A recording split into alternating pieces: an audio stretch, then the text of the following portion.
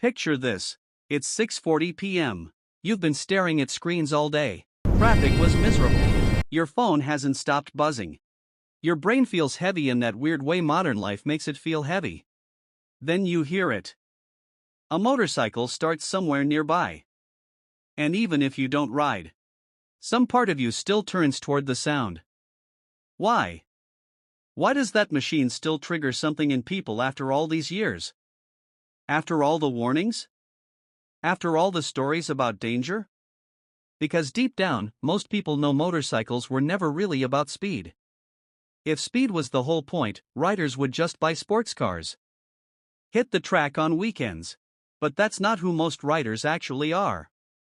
Most of them aren't chasing records. They're chasing something they lost. Something modern life quietly took from them over time without them even noticing. And once you understand that, the psychology of riding changes completely. Because for a lot of people, a motorcycle isn't transportation. It's emotional recovery. That's not dramatic. That's genuinely what it becomes. There's a reason some riders say a 30-minute ride fixes what an entire long weekend couldn't touch. And that only sounds exaggerated until you understand what riding actually does to the human brain. Here's the thing about modern American life that nobody really names correctly. It's exhausting, but not in a way that makes sense. Not physically exhausting, mentally exhausting. The kind of tired that a full night of sleep just doesn't fix. You know that feeling. Most people reading this right now know exactly what I'm talking about. You wake up to notifications before you've said a single word out loud. You spend hours staring at screens. Most of your stress never becomes physical, it just sits there, humming underneath everything, with nowhere to go. Your body stays completely still while your nervous system is under constant low-grade attack. And humans were never built for that. We evolved in environments where stress had movement attached to it. Running, climbing, fighting. Your body and mind were supposed to work together. Now stress just happens in silence. Emails, deadlines, the quiet social comparison that happens every time you pick up your phone. Over time something happens. People stop feeling alive. Not depressed exactly, just off, disconnected. Like they're watching their own life through glass instead of actually being in it. That feeling is more common than people admit. That's where motorcycles enter the picture. Full presence. And not the kind you try to manufacture during a meditation app session, I mean actual survival level awareness. You cannot mentally check out on a motorcycle. A car wraps you in glass and climate control and separates you from everything real. A motorcycle throws you directly into reality. You feel temperature drop before you even see shade coming. You smell rain before it arrives. Every change in road texture travels through your hands. The wind, the noise, your own body shifting through a turn, it all demands your full attention, all at once. There's actually a term for what this does psychologically. Forced mindfulness. Which sounds clinical, but it really isn't. It's just your brain finally has something real enough to hold its attention. So all the noise just stops. For a lot of writers, that silence feels better than actual peace. There's a guy named Marcus. 42, construction manager in Arizona, 2 kids, good marriage, decent income. Looked completely stable from the outside. But he described himself as emotionally numb. Not depressed, not angry, just flat. Every day felt identical. Coffee, work, stress, Netflix, sleep, repeat. He said at some point he stopped noticing where one week ended and the next one started. A friend eventually convinced him to try writing. And he said the first thing he noticed wasn't excitement. Wasn't adrenaline. It was clarity. On his first ride through the desert highways outside Phoenix, his brain just stopped doing the thing it always did. No replaying old arguments. No rehearsing future conversations. No background static. Just road, movement, focus. When he got home, his wife looked at him and asked why he seemed different. He said, "I think my brain finally shut up for an hour." That sentence, That one sentence explains motorcycle psychology better than most research ever could. Because most riders aren't addicted to danger, they're addicted to relief. Relief from mental overload. Relief from that feeling of being permanently trapped inside their own heads. Relief from the exhaustion that nobody around them seems to understand or even see. But there's another piece of this that doesn't get talked about nearly enough. Control. Modern life gives you almost none of it. Real control, I mean.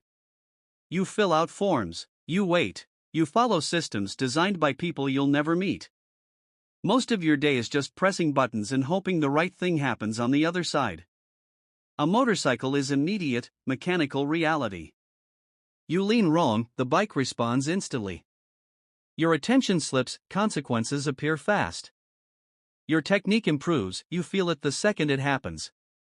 That feedback loop becomes genuinely addictive in a way that almost nothing in daily life can replicate. Especially for men. A lot of men are psychologically starved for environments where skill just matters. Not status, not politics, not how you come across in a meeting. Just, can you control the machine? Can you stay calm when it gets hard? Can you read what's happening and respond correctly? Psychologists call that competence satisfaction. Turns out humans need that feeling a lot more than most of us realize. It's the same reason people get emotionally attached to music, athletics, anything that produces real measurable growth. And motorcycles are brutal about ego. Overconfidence gets dangerous fast. Which is actually why experienced riders tend to be calmer people in general. They've learned what they're dealing with. And once you regularly face real consequences, fake problems just lose their power. Office drama looks thin. Online arguments look meaningless. The stuff people spend whole weeks performing anxiety about starts looking pretty small. Writing reorganizes your priorities. Whether you asked it to or not. There's also something specifically American about what motorcycles mean psychologically. The open road here has always meant something beyond just travel. It means autonomy. The ability to leave. To move. To disappear from your regular life for a while and exist without anyone needing anything from you. A lot of people feel trapped. Not physically, emotionally. By responsibilities, routines, expectations, the constant exhausting performance of being whoever everyone else needs them to be. And a motorcycle creates this temporary but very real escape from all of that. Even if the ride only lasts an hour. For that hour, nobody owns your attention. No notifications, no meetings, no pretending. Just movement. That's why solo rides become almost spiritual for some people. Not because motorcycles are magical, but because solitude plus motion creates an emotional honesty that's genuinely hard to find anywhere else. There's nowhere to hide from yourself on a long ride. Some people find parts of themselves they'd completely forgotten about. Erica from Colorado talked about this after her divorce. She spent 15 years becoming whatever everyone else needed. Wife, mother, employee. The person who holds it together when things fall apart. After the divorce, she bought a used Harley almost impulsively. No real experience, no plan. One weekend she rode alone through the mountains for 6 hours. No music, no destination, just road. Somewhere in the middle of it, she realized she'd spent years living as a role instead of a person. She pulled into a gas station in the middle of nowhere and cried. Not because she was sad. Because she finally felt real. That experience is more common among writers than anyone on the outside would ever guess. Now, not every relationship with writing is healthy. That's worth being honest about. Some people use motorcycles as escape. And sometimes the risk itself becomes the point.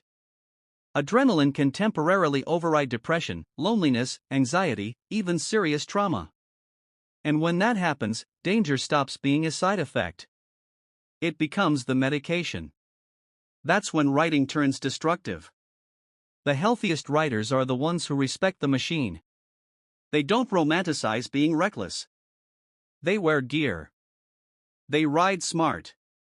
They know the difference between feeling alive and trying to outrun something they haven't dealt with. Because motorcycles amplify whatever you bring into them. Ride with real awareness and they make you sharper. Ride with chaos and they will amplify that too. But here's the last thing. The thing that actually keeps people riding despite every warning they've heard. Mortality awareness. Most people spend real energy not thinking about death. Riders kind of can't. Every ride is a quiet reminder that life is fragile. That attention matters. That nothing is guaranteed. And oddly, consistently, that reminder tends to make riders appreciate life more intensely than the people around them. Research backs this up. Humans value experiences more deeply when they're aware of impermanence. Motorcycles create that awareness on every single ride. The road demands respect.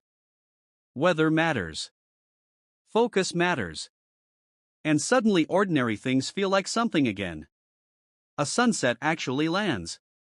Coffee actually tastes good. A real conversation feels worth having. Because once you sit with vulnerability regularly, you stop treating life like it's unlimited. That's why riders often seem unusually present. They're not ignoring the risk.